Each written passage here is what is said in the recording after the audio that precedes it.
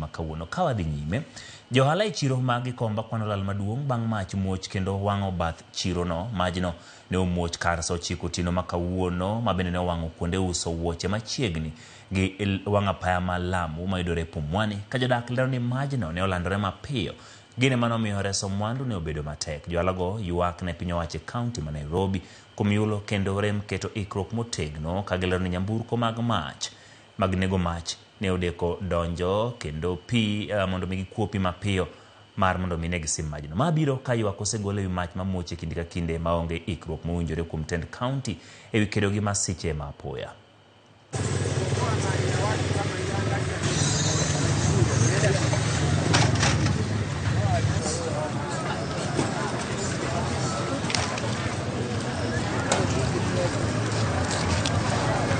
Hii moto ya leo imetushitua.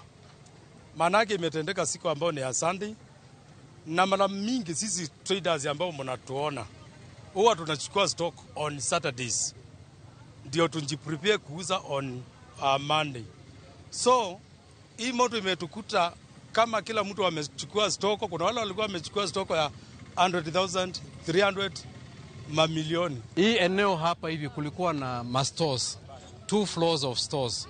Na weekend tuna stock viatu mingi, kwa hivyo tulikuwa a lot of shoes ilikuwa hapa, more than on an estimate more than 5 million of shoes zilichomekea hapa, because if you calculate a bale ni karibu 8,000 na kulikuwa na maelfu ya mabales hapa. Kama serikali inaweza hata tujengea soko mahali hatutawahi chomekewa, watujengea, sababu mimi hii ni miaka 4 kuchomekewa, unabaki bila kitu.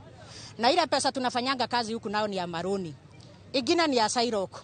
Tumeishi tu kuamshwa usiku ati kunachomeka.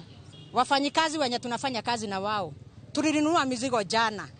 Ndio next week tuwe tunauza. Hakuna kitu tumeokoa hata nini.